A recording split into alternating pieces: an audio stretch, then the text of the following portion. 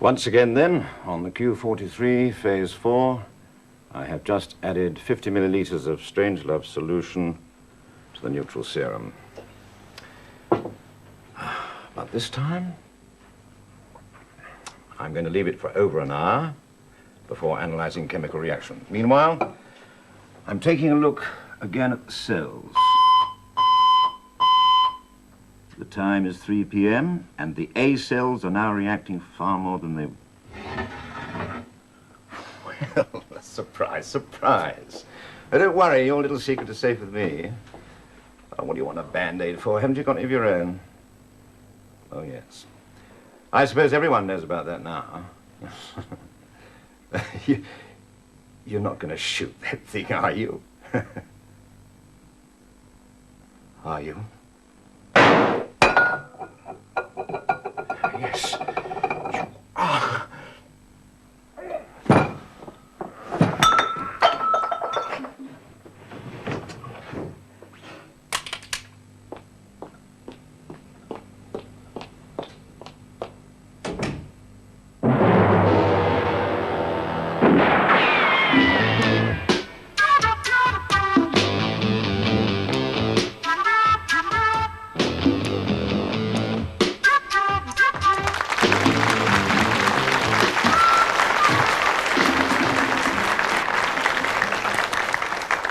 You've just seen a top British scientist cut off in the prime of his formula, which can be very painful. Now, the challenge for you is to work out who murdered Professor Mears, which is a bit difficult at this stage because you haven't seen anybody else. But did you keep your ears open? In a moment, we'll show you the full investigation. But to start with, let's meet the panel who are going to watch with you and then cross-examine the suspects. First, a beautiful young lady who just popped out of Robin's nest to join us for a bit, Tessa Wyatt.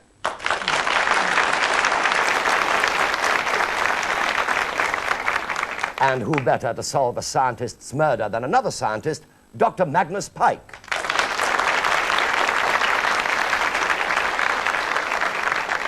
Next, an actor, disc jockey, and excellent TV chairman, so I'm going to watch him very closely, Michael Aspel.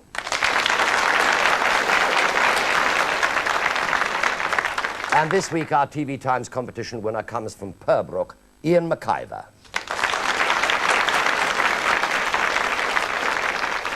Now, I must remind you not to believe everything that you see or hear, because whoever is the guilty is bound to lie. I'll give you one clue, however. There are two clues. So now, back to the lab where Lucy Howe of security is trying to find out who done it. And I'll bet you'll find out in the next 20 minutes, because I've read the script.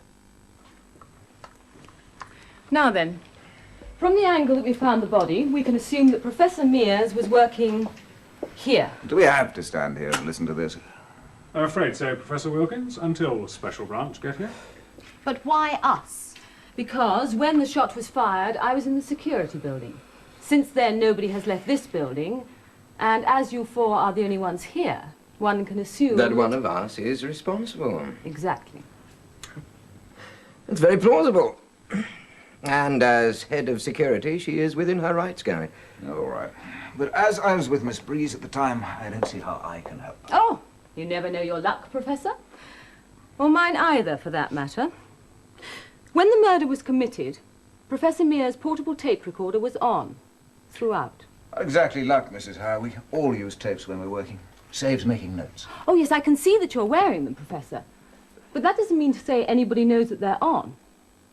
Mr. Locke, would a pharmaceutical rep know about these tapes? Well, I certainly didn't know. Anyway, why would I want to kill off a customer? I think I can help there. I was Professor Mears' assistant. You were hoping to sell a large consignment for the L241 experiment, right? Right, but I failed to... And last week you were told that the department had abandoned the project, so you'd lost your order, right? Right. So you came back here today to try and convince them again. Well, that's not unnatural. I'm a good salesman. But a bad gambler. The professor told me you were in deep, very deep. So? So, with Mears dead, I will become head of department. And as the L241 is my experiment, gives you a motive for killing a customer. Thank you, Professor Wilkins. My pleasure. For giving us your motive as well. I object. Oh, come, Emma. As assistant to a man who was standing in the way of your intended's future, you also have a motive. I didn't know you two were close. Thank God we can keep some things from security. And as for me, I plead guilty. Guilty? To motive, Mr. Britton.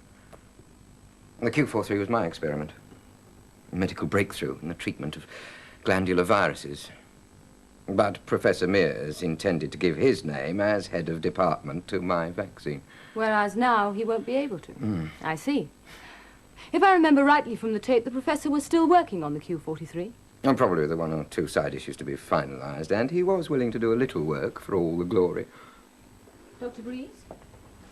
He's right. He was not the most likable man. So, he was dropping your L241, Professor, so that he could concentrate the whole of the department's budget on the Q43. I don't know how Sherlock Holmes would have kept up with you. Thank you. By the way, who was Strangelove? On the tape, the professor mentioned the Strangelove solution. It was his rather charming nickname for me. 10 years ago, an accident left me numb and deparalyzed from the waist down. Professor Mears seemed to think that my predicament reminded him of Peter Sellers' film portrayal. I'm sorry. There's no need for you to be. I'm quite used to it. Now, the murder was committed just after 3 p.m., according to the tape.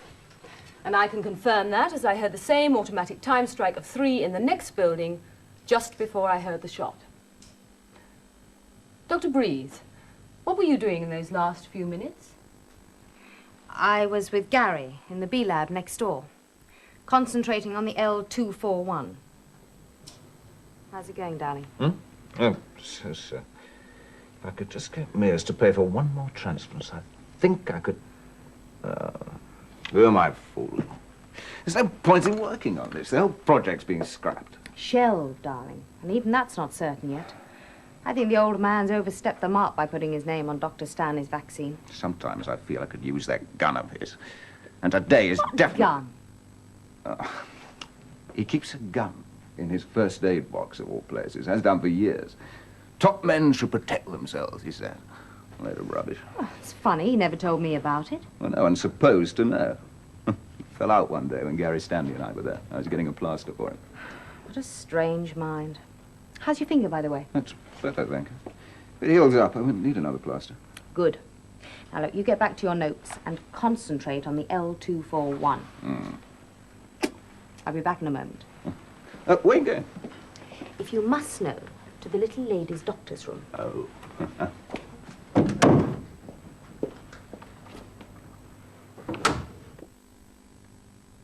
And I was still in there when the 3 o'clock pip sounded. And this is where you were? Yes. But that's the gents. B-lab secret. There's no ladies in this building, so I use this one and lock the door. Tell me, Dr. Breeze, do you normally carry such a large handbag? Sometimes. It's not a crime to take one's bag to the loo, is it? Sometimes. Like if you had a pair of high-heeled shoes in it, for instance. Well, I didn't. I thought you might say that. Ian, follow this passage around and see if you can get into A lab that way, will you, please? Okay. Excuse me. Mr. Locke? Yeah? Is this where you were waiting for the professor? Yes, I was reading a magazine. Show me. Show you? Oh, yes, of course. Yes, well, first at about 2:45, I was sitting like this. And then I got a bit impatient, so I stretched my legs. Stretched your legs? Well, only in this area. Oh, I see. When was that? Oh, at 2:50, give or take a minute. And then I turned around like this, because of the light.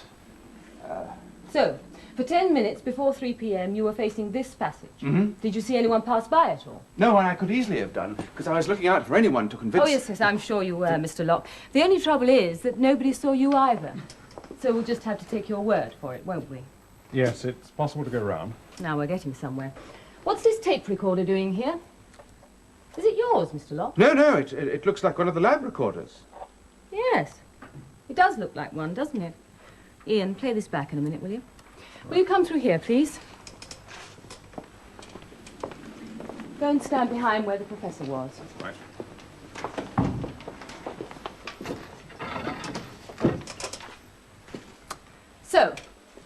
murderer opens the first aid cabinet, which we heard on the tape, takes out the gun, and standing roughly here, shoots the professor, and then escapes through that door. And there's the funny part. Listen to this tape, everyone. You're not going to shoot that thing, are you? Are you? Yes, you are.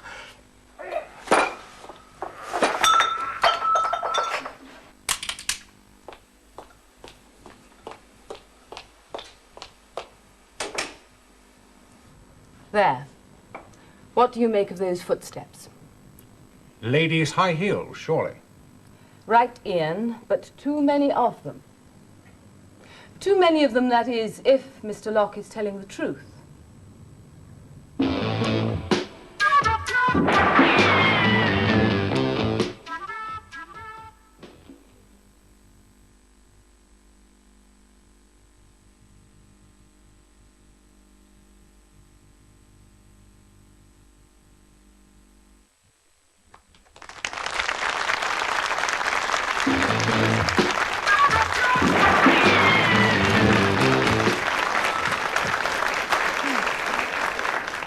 Welcome back to WHODUNNIT. We're trying to find out who murdered Professor Mears when he was working on the Q43. Now, nobody knows what Q43 is, not even Magnus Pike. But we'll get him to analyze it in a minute, and then later on we can all analyze him. The rumor is that Q43 is something to do with glandular viruses, whatever they may be. So let's rejoin the investigation by the head of security, Mrs. Howe, who can look after my security at any time. Now, let's go back to where you all were before we found the body. I trust everyone has noticed that I am not wearing high-heeled shoes. Which must prove something, Dr. Breeze. Whereas you are. But I was wearing them in the next building. Ian, what did you find on that tape I gave you? It was blank. I thought so. Professor Wilkins, where were you at 3 o'clock? Where was I? I was in my lab, alone, as Emma had already gone to the powder room.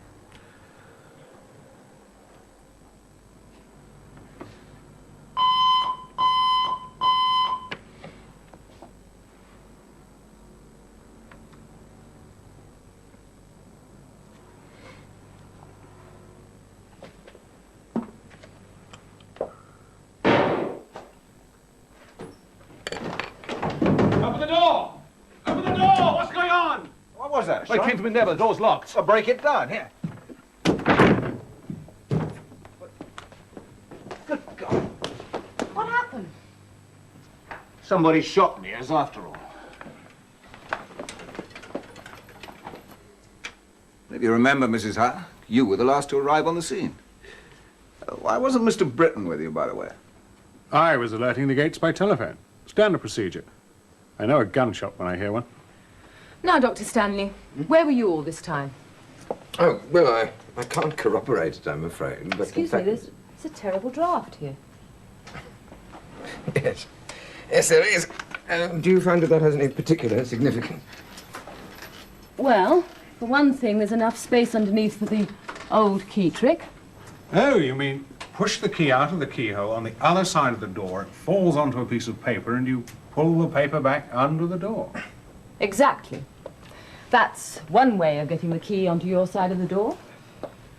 Yeah, well, don't look at me. Oh, I'm not, Mr. Locke. I was merely pointing out what was possible. And the key has disappeared. Excuse me. Go on, Doctor. Yes, I was working in my own lab at the back of the building. I can't prove it, but, well, in order to have got in here, I would have had to have passed Mr. Locke, wouldn't I? Yes, and you couldn't have, which is the same as proof. Did you know about the gun? Oh, yes, Gary Wilkins found it some weeks ago when he went to get me a Band-Aid. Thank you for confirming my version, Gary. It's a pleasure, Gary. Although, there was one thing different today. There were 2 extra bullets on the top shelf. That was this morning when I came to see Professor Mears. I don't know what you're panicking about, Stanley. As head of the department, I can assure you that your work will get full credit on the Q43. Yes. That's what the head of department in Toronto said to the real discoverers of insulin, but somehow or other his name appeared on the findings. Oh, come on now. Just because somebody in the past got a bit vain, there's no need to imply that. Blast these interruptions. Mears. Now, look here, Britton. I'm not going to have my work interrupted by your stupid little security checks. Now. Oh. All right, then. All right. Well, what a waste of good time. You better make it, yeah, make it about 3 o'clock. Really. Cut my finger. I didn't tell you to come in. I won't be a moment. Oh, dear God. All right, be my guest. Just help yourself. Thank you, I will. What was all that about? What? The phone. Oh, that was Britton, the security man. He gets a bit too eager for me, and I don't like him messing about in my laboratory when I'm not here. What harm could he possibly do? Oh, my poor, naive Stanley. Look, don't you realize that if somebody gets hold of my notes and my tape recordings, they could quite easily sell the Q43 to somebody else? It's hardly likely with one of our own security. Perhaps not, but stranger things have been known to happen. Gary, how long is a moment when all you're supposed to be doing is getting a Band-Aid? I was merely finding the right size. Well, I see you've got some spare bullets now. You getting the wind up, Adrian? How many intruders are you expecting? Well, just mind your own business, will you? And please, no more interruptions. Now, look, if your life is no longer in danger, perhaps you two would leave me alone to get on with some work. All right? And I'm quite sure that Her Majesty's government will be not too displeased if you get on with some as well.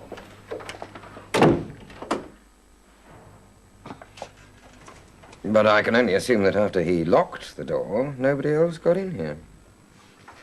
Thank you, Doctor. And you can confirm all that, can you, Professor? Absolutely. And they're still here. 2 bullets. And 3 still inside the gun. A strange thing to do. But who else, apart from Professor Mears, would leave bullets here? That we'll never know, Ian. Now that you've left your fingerprints all over them. By the way, where were you at 3 p.m.? Just about to come over here. I was a bit late. I was in G Block when I heard the shot. I phoned the gates and ran over here. Well, I do wish the special branch would hurry up and get here. I'm getting a little tired of all this amateur stuff. Oh, I think we're professional enough for you lot, Dr. Breeze. You see, the secret of knowing that a tape is recording everything is that you can leave what sounds you like on it. Nobody can actually see what you're doing or how you do it. However, we'll leave it to the special branch to make their arrest. How come? It'll save us an extra trip to the station. Doesn't pay to do too much, Ian.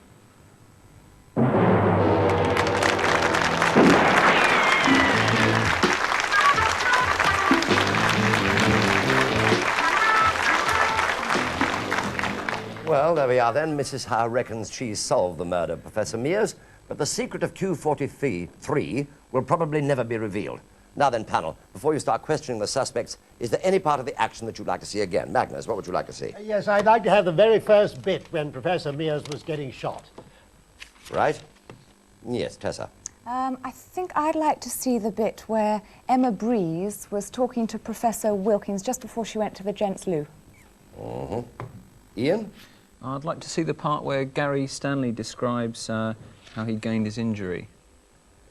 Right. And Michael? Well, I wanted to see the bit that Tessa just asked to see, so just to see if there are any other clues. The bit where James Locke was explaining how he spent the time in that waiting room. Shall be done. Good. Question time. 1 question each to start with. Magnus? To these chaps? Yeah, to those chaps over there. Yeah. Yes. I would like to ask Professor Wilkins how long he'd known Gary Stanley. Yes. Were you on an intimate, friendly terms with him? 5 years. 5 years. 5 years. Yeah, 5 years. I know. I'll make a note of that. All the names will be quite clear to you. They're on the little chart in front of you. Yes. Tessa, question. Yes, I'd like to ask Dr. Gary Stanley. He suffers numbness, I believe, in his legs. Paralysis. Paralysis. Does that mean, is that the same as numbness? Well, yes. So, to be fair. I just wondered, because you agreed with Mrs. Howe when there was a draft under the door. I don't know if you can explain that at all. Well, I'm sorry, I don't quite understand what you mean. I felt a draft Yes, under the door. you felt a draft under the door. Yes. So well, presumably I you would spend a only lot of feel time- that in your feet. Well, air comes under a door where there's a draft, and When there's then only it half an rises. inch, I You see, and therefore one can feel cold air. I have my hands down here. Actually, my hands get very cold. I see. Okay, Yes, thank you very much. Ian. Yes, I'd like to ask Lucy Howe. The personalised tape recorders, are they traceable? How do you mean traceable? Well, normally with expensive pieces of equipment, if you take them into your personal charge, you are normally expected to sign for them. Oh, yes, indeed. So could you trace by the serial number of the tape recorder who it belonged to? Yes, indeed I could. Who did it belong to? I'm afraid I'm not allowed to divulge that. Sneaky. Sneaky. Ask a private question, you get a private answer. You can tell that this gentleman obviously worked for a government research establishment, which he in fact did. Yes, Michael. I love the way Tessa pretends she's confused and then she comes up with such perceptive stuff. I really am confused. Let me ask Emma Breeze. Now, you claim to be a fully qualified chemist, right? I do. You've got an aspirin. I've got a terrible headache. Well, a serious question, Mr. Wilkins, Professor Gary Wilkins. If, as you say, you kicked the door open, it didn't seem to be damaged to me. Well, it was damaged. There's a big chunk out of it. Really? Yeah. Didn't show in a later shot. And looking properly, it was damaged. Oh, that could explain it, yes. Well, of course, depending on what kind of lock it was. What kind of lock was it? A Yale? No, it was a mortise lock. A mortise lock? That's why I took a big chunk of the door out. Ah, yes. Ah, yes. I didn't notice the damage in the later reports. Never mind. Very swift kick. Yes? Yeah, the wood flew off. You didn't notice. I'll accept that. All right, we're ready for the first replay. This is yours, Magnus. You wanted to see the very beginning of the plot when Professor Mears was shot and all sorts of things seemed to fall on the floor. Or did they? Well, let's see it again. Surprise. Don't worry, your little secret is safe with me. What do you want a Band-Aid for? Haven't you got any of your own? Oh, yes. I suppose everyone knows about that now. You're not going to shoot that thing, are you? Are you? Yes. You are.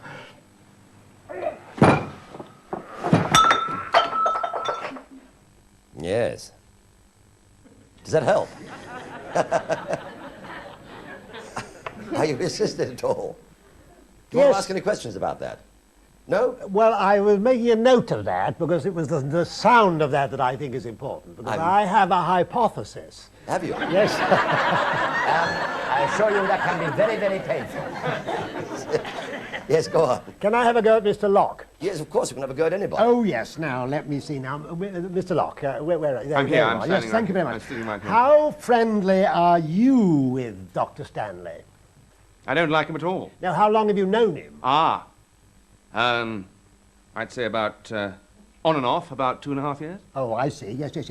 Now, when you were sitting in the waiting room, Yes. was the door open or shut as you were sitting? Shut. Oh, it was shut. Oh, good. I hoped it was shut. Now, when you were sitting there, you didn't see anyone going along the corridor, did you? No. No, but did you just happen to see the top of somebody's head going along the corridor? No. You didn't? No. You sure you were watching? Just Well, a hair? or No, I two? wasn't really watching because I was sort of... That's what I wanted to elicit. Yes. Yes. Thank you very much indeed. Yes, Michael. Oh, ready? Sorry. Here comes the next buzzer. This is for you, Ian. You wanted to see Mrs. Howe asking Dr. Stanley why he was nicknamed Strangelove and how he got the leg injury which has confined him to the wheelchair. Thank you. By the way, who was Strangelove? On the tape, the professor mentioned the Strangelove solution. It was his rather charming nickname for me. 10 years ago, an accident left me numb and deparalyzed from the waist down. Professor Mears seemed to think that my predicament reminded him of Peter Sellers' film portrayal. I'm sorry. Yes, of course, I said leg. I meant legs. He was paralysed from the waist down, both of them. Yes, Ian. Fine. Yeah, I'd like to ask Mr. Stanley, you seem to be a very, very well-balanced person for someone who's had such an unfortunate accident. Oh, thank you. That's the way he sits, isn't it? And yet, Mears used to call you Strangelove, and if I remember the film correctly, he wasn't very balanced at all. No, I just think it was a very bad joke on Professor Mears' part. I mean, there's nothing about me that's like Strangelove at all. At all. Yes, very interesting. Thank you. Yes. Michael. Oh, yeah, well, I was thinking the perfect murder, really. Incidentally, I thought at first this was not a shooting at all. It was more of a poisoning, because there wasn't much blood about, was there? And explosive poison. Yes. That's an interesting one. Again, Gary Wilkins, can I ask a question? Yes, of course. Gary Wilkins. You were working on L241, weren't you? Mm. What happened to the other 240? See, what I'm saying is it was probably a failure for the whole time. That makes me suspect slightly. Was that a buzz? Yeah, that's a buzz. Good. Yes. This is Tessa Wyatt. You asked for the scene where Dr. Breeze is talking to Professor Wilkins in B lab before she goes out to the gents' loo, of all places. Yeah. Here it is. Stanley's vaccine. Sometimes I feel I could use that gun of his. And today is definitely... Gun? He keeps a gun in his first aid box, of all places, has done for years. Top men should protect themselves, he said. A load of rubbish. Oh, it's funny, he never told me about it. Well, no one's supposed to know. He fell out one day when Gary Stanley and I were there. Anything to say? Nope. Nothing at all? Yes, but not to do with that. That doesn't help me a Well, bit, that doesn't matter. Have a go at something else. OK, I'd like to ask Ian Britton a question, please. Can you tell me exactly where is G block and how do you get to it? Excuse me? Sorry? Mr. Britton. Mr. Britton. Sorry, yeah. I'm so sorry. I'm not keeping you up. Could you tell me where G block is, please? Ah, G. Now, you go straight down the corridor, turn left, up the stairs, past the canteen, into A block. No, on Ian, it's not A block, darling. Yes, Steve. No, Darling. what part of Darling. Yes, there's a clue what there. side of the plot thickens? We're on the right-hand side of the canteen. Then you're going to go into J block. No, that's F block, if you don't mind. J If you go block. up the stairs, J block. down the J block. Then you have a J. Order in the court, please. Let's not get out of control here. We can safely assume that they're not absolutely certain. There seems to be a general confusion. If you really want to know, Michael, I will pass you that map. Would that help you at all? Magnus, would you like to pass that down? It was me that asked it. Can you reach? Pass that down to Michael so we can have a look at that, and then he can cover the question. No, I wanted to know. Oh, you wanted to know? I wanted I'm sorry, to know. Tessa, But there you I'd are. rather know where Dr. Stanley's lab is, if you can tell me quite quickly. That is in fact in F block. That's in F block. Yes. OK, well, I'm not going to ask you where it is. And F block is not on that chart either. No. I didn't know he was going to say that. All right. But apparently, I just heard that we have a J block. I didn't even know we had a J block. We are not allowed in there anyway. Right. That's the buzzer for Mike Aspel's replay. You asked for the bit where Locke is trying to explain to Mrs. Howe what he was doing in the passageway between the labs just before 3 o'clock. Here it is. Is this where you were waiting for the professor? Yes, I was reading a magazine. Show me. Show you? Oh, yes, of course. Yes, well, first at about 2:45, I was sitting like this. And then I got a bit impatient, so I stretched my legs. Stretch your legs.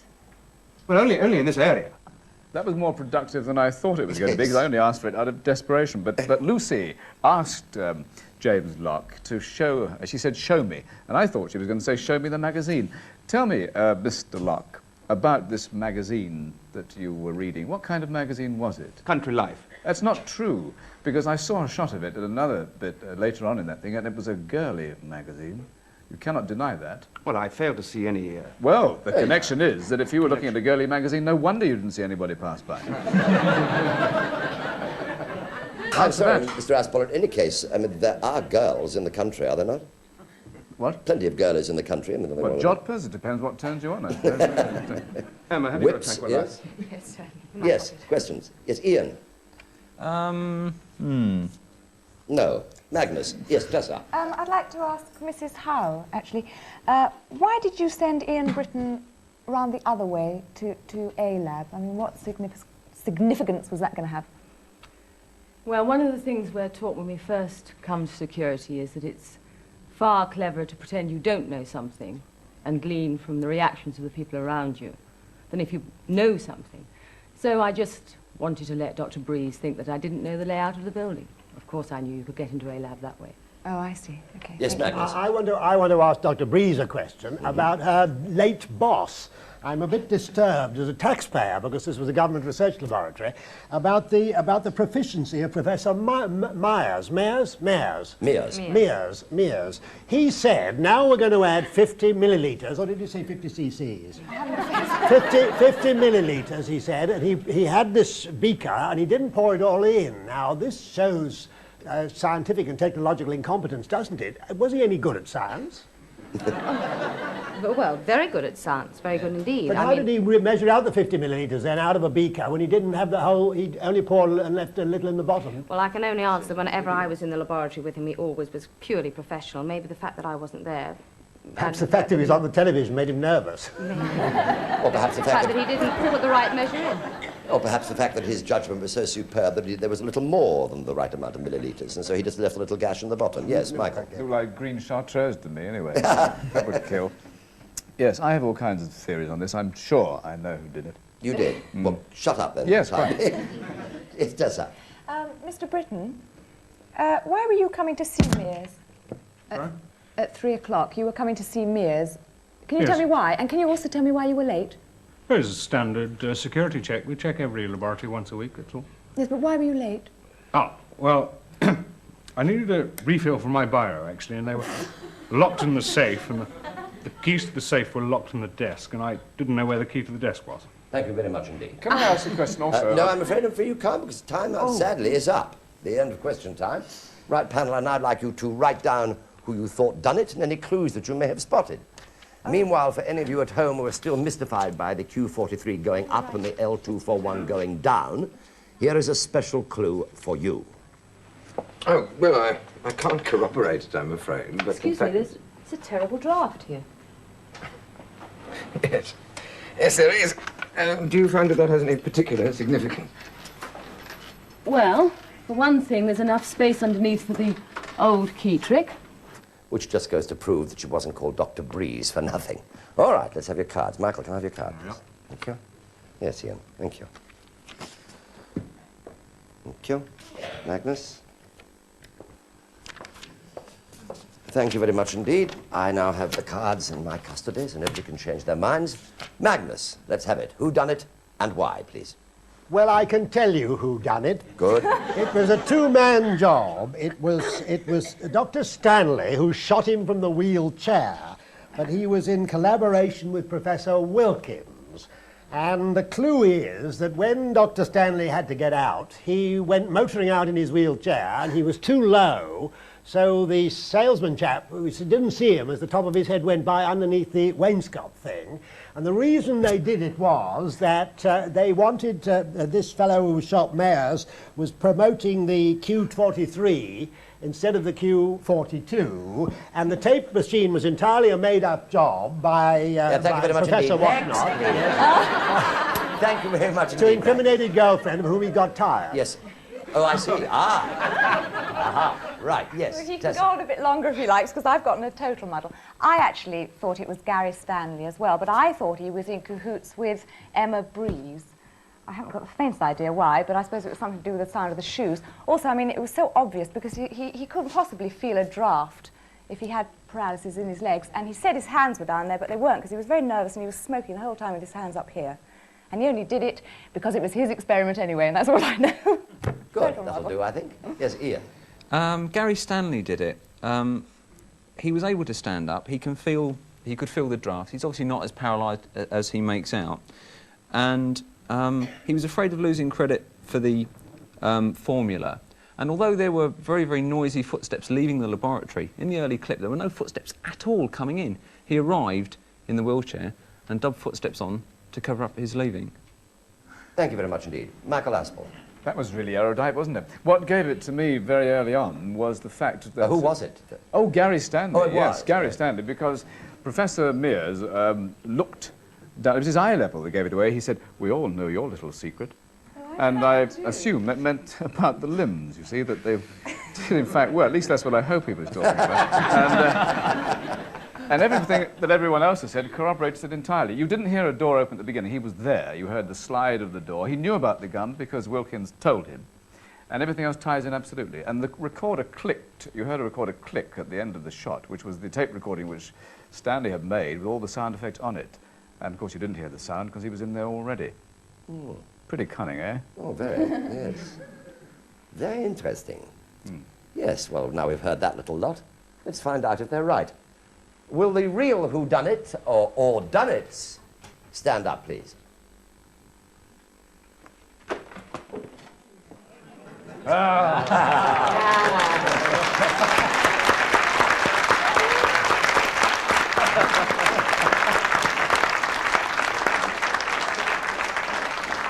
Well, congratulations, panel. Magnus, nearly there, but not quite. You got sidetracked by sex.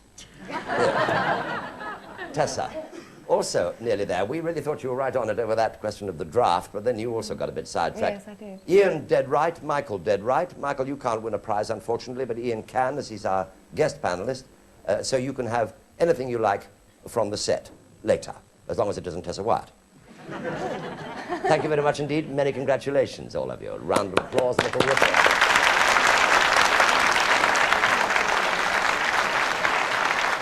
Now, for those of you that hadn't got it, here are the details. As we've said, Dr. Stanley arrived outside the back door to A-Lab before 2:40 and waited till 3 o'clock, which is why he wasn't seen by anybody else. He had pre-recorded some ladies' high-heeled footsteps on his tape recorder, and when he shot Mears, he played this back so that we heard the same footstep on Mears's tape.